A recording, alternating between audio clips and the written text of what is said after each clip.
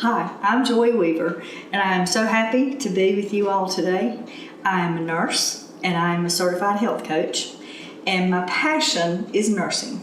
But my biggest passion is why we're here today, and that is to cook you a recipe. And today we're going to have oatmeal pumpkin spice muffins, and I will explain to you why they are so healthy and yummy.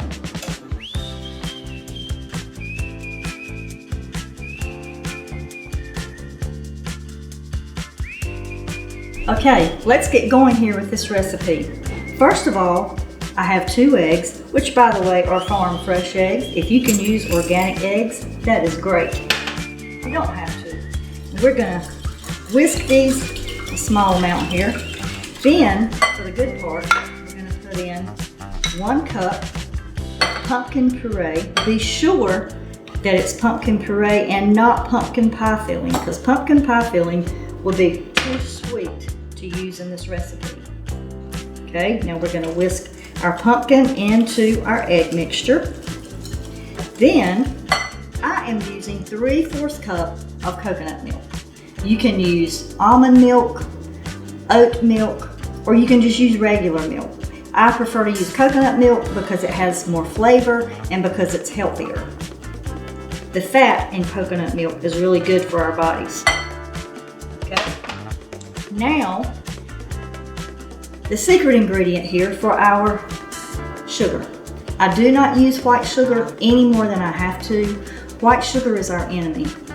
It causes inflammation in our bodies, and it's just not good for us. And especially if you're diabetic, you can have honey.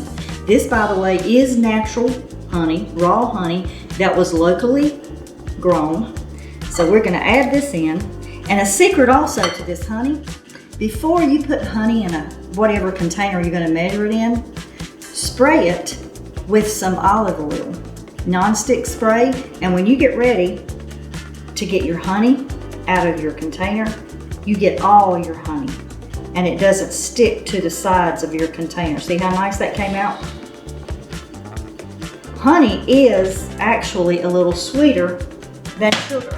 So if you're going to substitute honey in a recipe, if it calls for a cup of honey, you might want to use 3/4 cup of honey instead of a whole cup. Okay, now for the magic, 2 teaspoons of pumpkin spice. We have 2 teaspoons of vanilla extract. And some people like more vanilla, and that's fine. If you want to add another 1/2 teaspoon, that's great.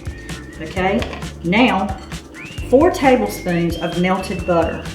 Just a note here, you don't want to melt your butter and pour it over your eggs, because then you're cooking your eggs, and you don't want to do that. So melt your butter ahead of time so that you don't cook your eggs. Now we're going to whisk this together. You can do this with your stand mixer, which I love my stand mixer, but I decided today to just use my whisk because it's really easy to mix up these wet ingredients. Now, we want just a pinch of salt, not much. That's all we want. It's just a pinch. You know, in the South we say a pinch. So that's a pinch of salt. All right. That's mixed well enough. Now for our dry ingredients. What you want to do here, we have 2 teaspoons of baking powder. There is no flour, if you notice, in this recipe, and oatmeal is so good for us. And it's fiber, it helps our heart, helps our immune system. It's very filling, so it's actually good for weight loss. But if you're using baking powder and oatmeal and even flour in a recipe, you should mix your baking powder. Sometimes it's baking soda and powder. For this recipe, it is just baking powder. And combine the baking powder in with the oats. Now these oats are not quick oats. They're not instant oats. They're the old-fashioned rolled whole oats. So it's whole oatmeal. Now we're going to dump half of this in, and then we're going to take our spatula and fold the oatmeal into our pumpkin spice mixture. Now we have a goodie here.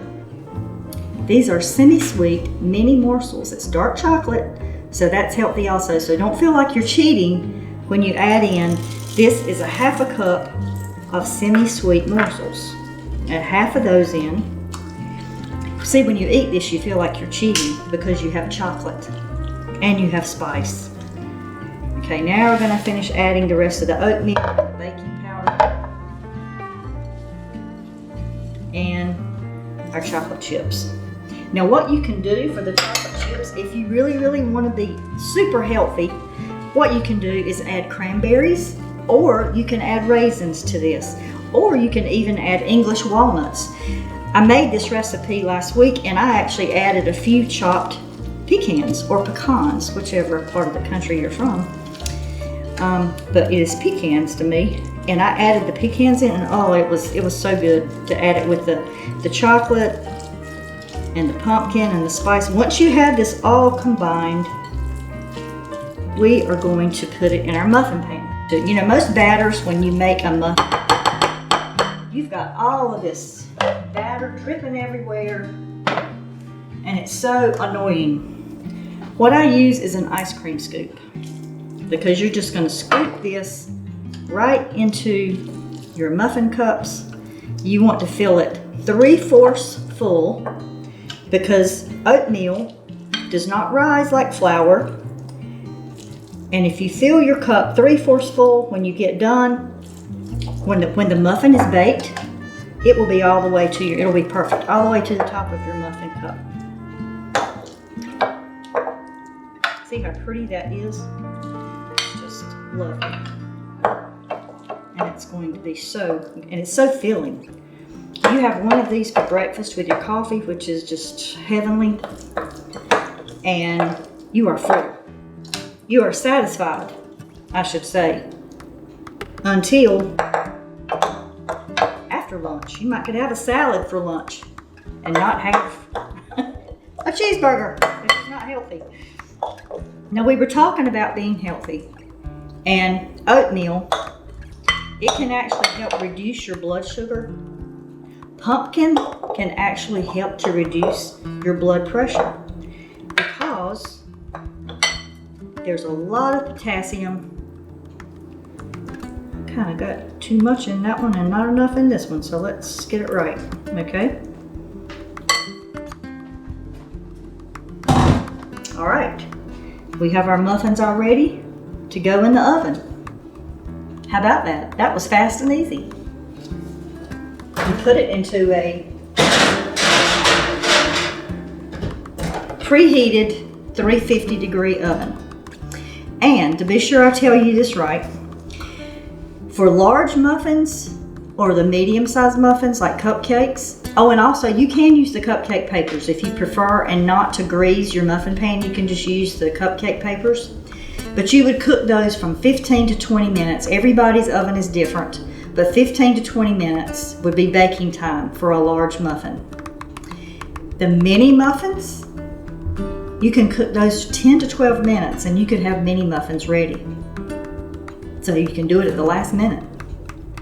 And these muffins are great that you can leave them out, just leave them covered, of course, for maybe 2 days. And if it's going to be longer than that, you can refrigerate them and get them out and warm them in the microwave for say 9 seconds and they're ready. Or if you want to make some treats ahead for the holidays, these will freeze for up to 3 months. Just wrap them up, put them in a sealed container, and put them in your freezer. And come, you know, we're in October.